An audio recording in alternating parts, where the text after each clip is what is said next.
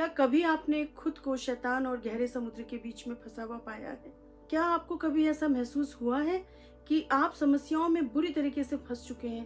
कहाँ जाऊं, क्या करूं, कैसे बाहर निकलूं, कहाँ दौड़ूं, कहाँ छिपूं, ये सवाल आपके जहन में आते हैं और आपको निकलने का कोई रास्ता नजर नहीं आता। यदि आप इस दौर से गुजर रहे हैं तो आज का संदेश आपके लिए है प्रियो।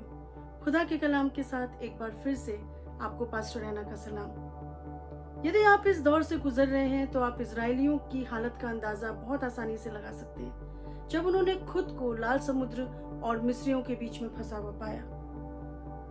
पीछे फिरौन की सेना थी जो उनको मारने निकली थी और आगे लाल समुद्र था जो शायद मौत के रूप में उनका इंतजार कर रहा था। आप समझ सकते हैं कि इजरायलियों ने एक लंबा समय गुलामी में निकाल दिया। 400 साल के करीब वो गुलामी में थे और उन्होंने परमेश्वर की दुहाई दी। पीढ़ियां निकल गई, समय गुजरता गया और उन्होंने परमेश्वर की दुहाई दी, परमेश्वर को पुकारा और परमेश्वर ने एक अपने दास जिसका नाम मूसा था उसको तैयार किया कि वो इजरायलियों को गुलामी से बाहर निकाले।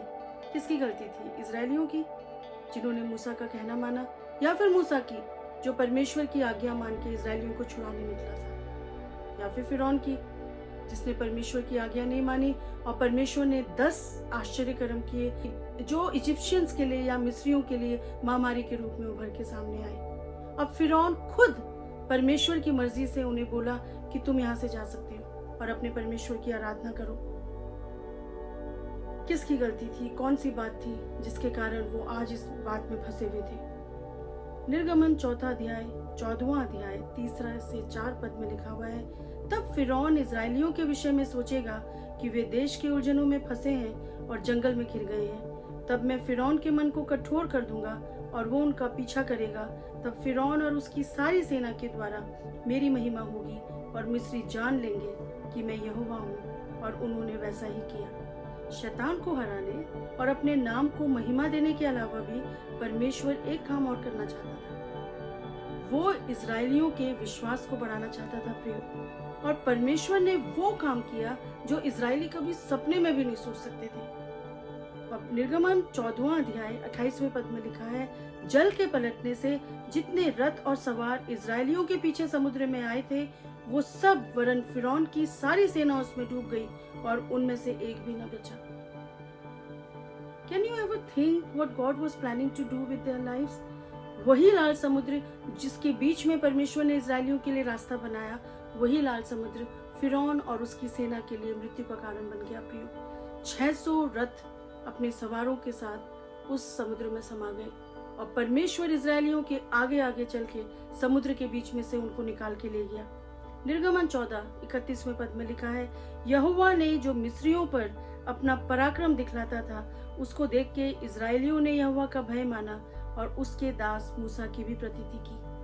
देखा आपने, परमेश्वर ने 2 काम किए। इजरायलियों ने परमेश्वर का भय माना और भय जो है आज्ञा पालन के प्रति उनको आगे प्रेरित किया कि वो परमेश्वर की आज्ञा मान सके। और परमेश्वर ने मूसा को स्थापित किया कि वो इजरायलियों के रूप में एक सुपर हीरो या एक अच्छे लीडर के रूप में खड़ा हुआ। परमेश्वर के पराक्रम की ये कहानी आपकी भी हो सकती है यदि आप परमेश्वर के साथ कोऑपरेट करें तो। जरूर परमेश्वर आपके लिए कुछ चमत्कार करने पे आमादा है। कठिन परिस्थितियों में हिम्मत से खड़े रहने के कारण परमेश्वर आपको लोगों के मध्य में स्थापित करना चाहते हैं प्रियो। आप हिम्मत तो कीजिए। हमने देखा कि इजरायली शैतान और लाल समुद्र के बीच में क्यों लाए गए, क्योंकि परमेश्वर शैतान को हराकर अपनी महिमा प्रकट करके इजरायलियों के विश्वास को बढ़ाना चाहते थे। एक बात और, इजरायलियों ने परमेश्वर की दुहाई दी उस समय में और परमेश्वर ने उनकी सुनी, लेकिन वो कुड़कुड़ाए भी। मूसा से कहने लगे, तू क्या हमें यहाँ मारने ले चला है? उस समय तो परमेश्वर ने सुन ली प्रियो, लेकिन बार बार कुड़कुड़ाने के कारण इजरायली अपनी पहली पीढ़ी के साथ जंगल में दफन हो गए।